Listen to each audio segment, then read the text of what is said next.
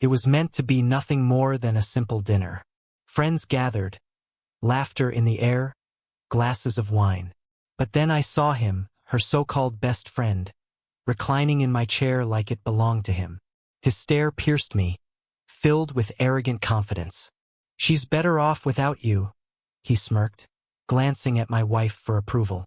And she laughed softly, but enough for me to realize she had handed him that power.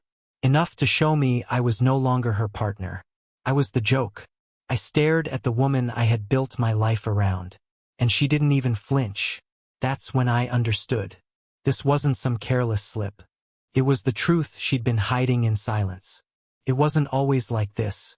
I met her back when neither of us had much. I was struggling to build my career, pouring in endless hours. Back then, she claimed she admired me. My determination, the way I held myself together, how I never folded under pressure. We created something that looked like love. I gave her a home, the stability I had never known growing up. She gave me laughter, warmth, a place to rest when life grew too heavy.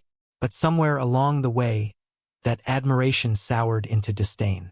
She mistook stability for boredom, loyalty for weakness, and that harmless friend she kept around. He became the reflection she preferred to see instead of me. It wasn't one big betrayal. It was in the details. The phone turned face down when I walked into the room. Her outfit sharper when he visited. The way she defended him, brushed me off or went silent when I entered. I convinced myself I was imagining things, that it was just insecurity that marriage goes through rough patches. Until one night, I saw a message on her tablet left unlocked on the counter. "Don't worry about him. He's too serious. He'll never understand you like I do." And her reply, just a line of laughing emojis. That was the moment the hurt burned away, leaving behind something colder, sharper. Calculation. Revenge doesn't happen in an instant. His patience dressed up as silence. I didn't confront her. I didn't shout. I didn't beg. That would have given her control. Instead, I smiled more, kissed her forehead, played the part of the blind husband. Meanwhile, I was moving in ways she couldn't see.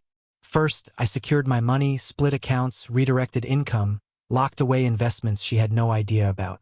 Second, I collected evidence, screenshots, bank transfers, late-night meetups tracked through location sharing. She forgot she still had that feature on.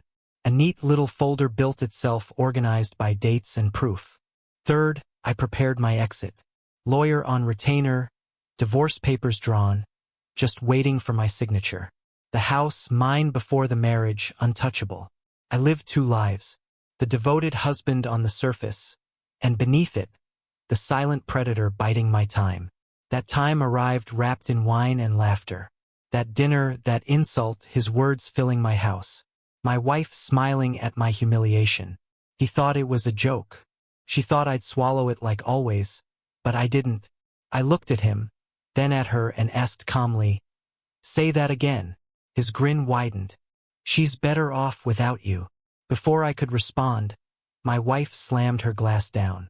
"Apologize to him," she demanded, her voice sharp, eyes blazing at me. "Or we're finished." That was the gift I had been waiting for.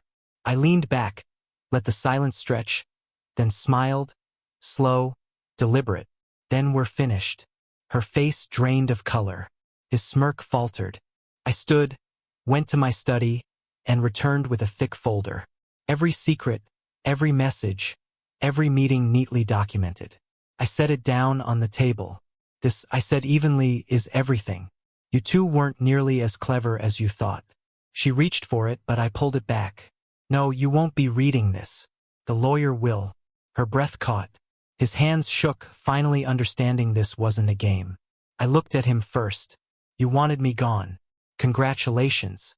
But you won't enjoy what you've inherited." Then at her, "You thought you had the upper hand. You thought humiliating me in my own home made you strong.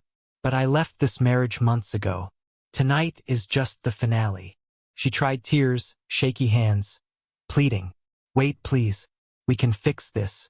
He sat pale, frozen, wishing he could vanish. But I felt nothing. No fixing. No second chances. "You chose your side. I chose mine. I grabbed my jacket and walked out, leaving them behind. Her with her shattered mask, him with his broken pride. Behind me, her voice cracked, panicked. You can't just leave. But I could, and I did. That was months ago. The divorce went through smoothly. She walked away with nothing but her shame. He didn't last. Turns out he couldn't handle her without the thrill of secrecy. They thought they had destroyed me. Instead, they set me free. Sometimes late at night, I think back to that dinner table, her demanding an apology, his smug grin, and I smile because they thought they had me cornered. But I had already built the escape, already written the ending. Revenge isn't rage. It's patience, control, precision. And when it's done right, you don't just win. You walk away without looking.